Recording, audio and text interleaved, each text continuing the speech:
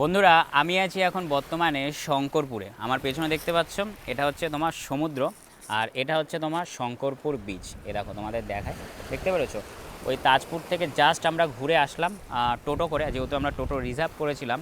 আর এখানে এসে দেখতে পাচ্ছি এখন কিন্তু জোয়ার, যার কারণে কিন্তু জলের স্রোতটা কিন্তু মারাত্মক লেভেলের। এই দেখো তোমাদের দেখায়, এ দেখো দেখতে পাচ্ছ, ও বাবা হেভি হেভি। ওই দেখো ই না ভাই, অত কাছে যাব না, তার কারণ হোটেল থেকেই স্নান করে এসেছি, স্নান করার কোনো ইচ্ছা নেই এই ঠান্ডার মধ্যে। একই তো আমার খুব ঠান্ডা লেগেছে, আর এদিকে তোমাদের ঢেউটা দেখাই, এরকম হেভি সুন্দর লাগছে।